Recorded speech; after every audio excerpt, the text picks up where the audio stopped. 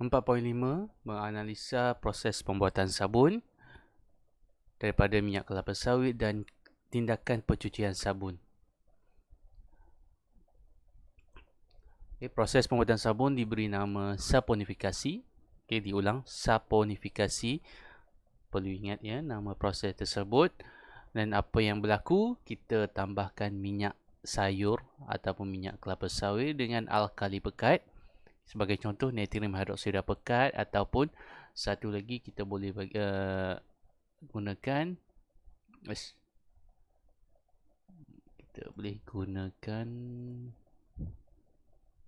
kalium.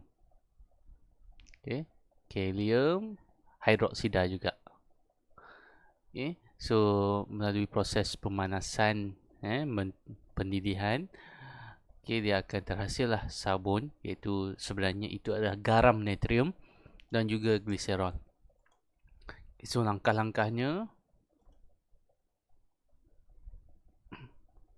langkah pertama,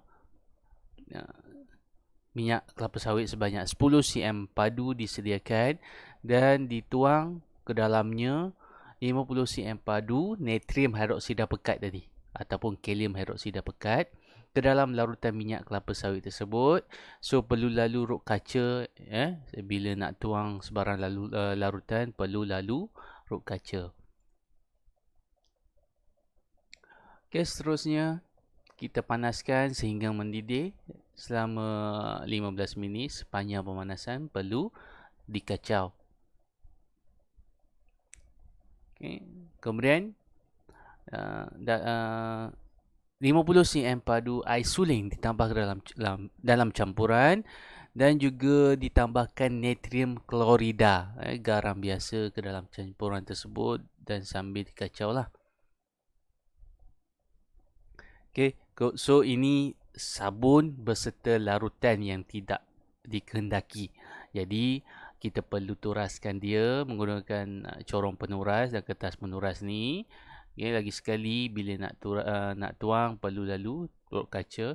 So ini dia hasil turasan yang kita tak nak. Kita nak sabun kat sini, dia berketul-ketul kat situ. So 2 peringkat dalam proses pembuatan sabun ni. Peringkat pertama,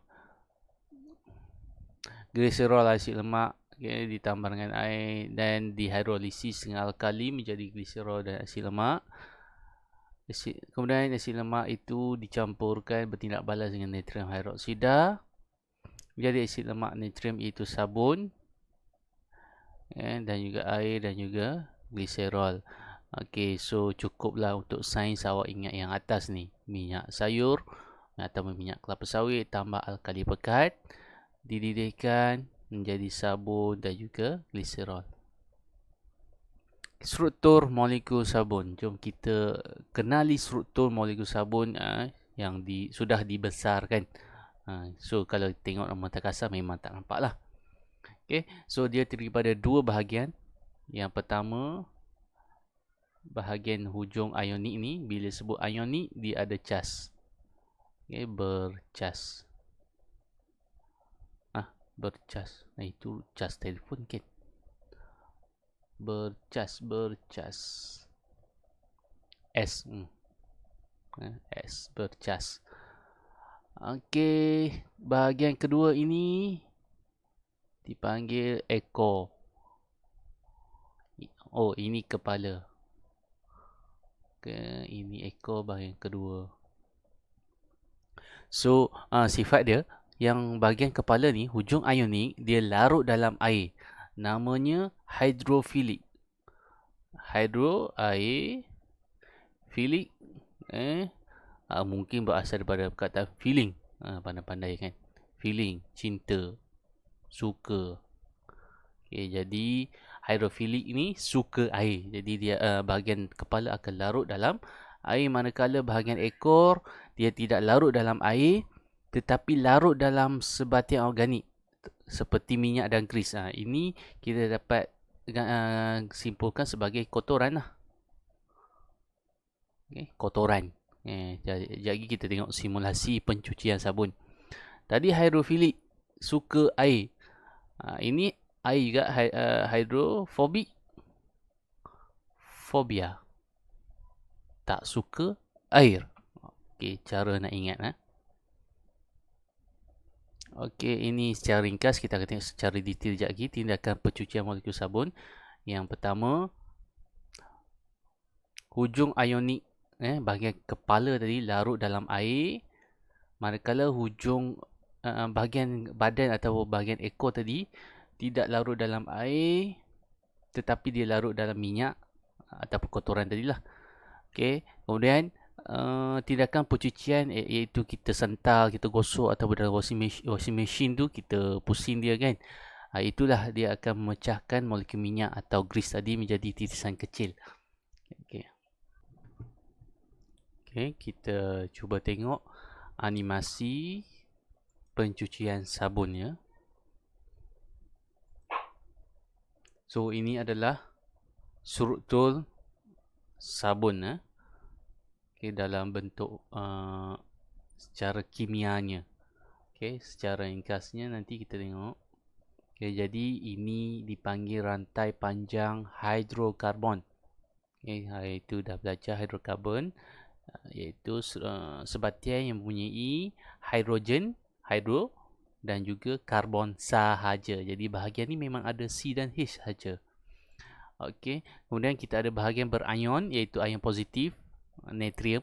Bahagian ion negatif itu COON, ion etanoid.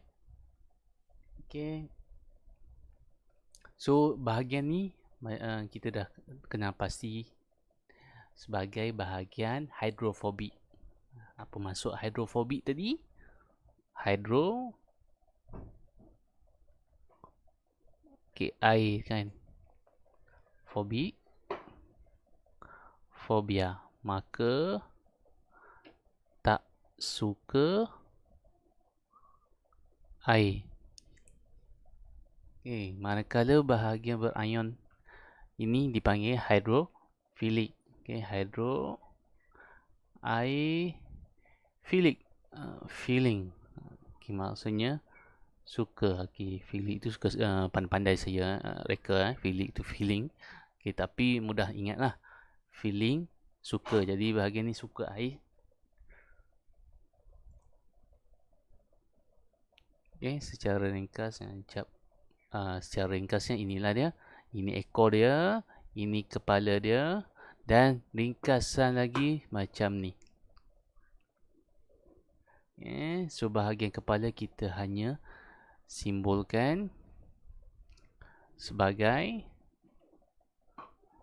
bahagian negatif saja. Okey, sebelum tu untuk ion sabun memang kita ambil bahagian kepala negatif saja. Na+ ni dia larut dalam air. Macam ni. Okey, kita tengok. So ini adalah pakaian kita.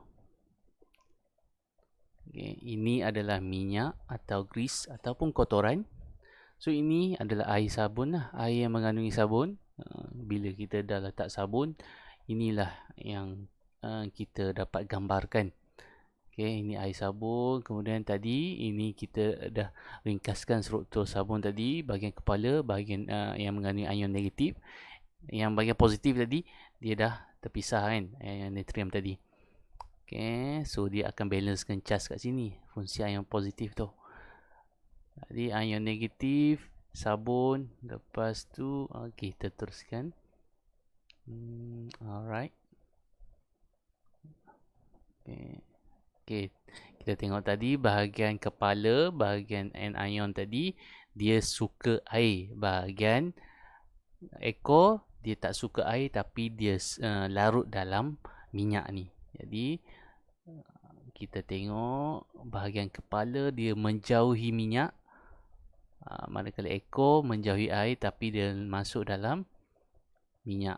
Okey, jadi dia dah tangkap kotoran tadi. So melalui proses penggosokan tadi, dia akan pecah kepada molekul-molekul yang lebih kecil lah. So bila berlanggar dia akan pecah lah.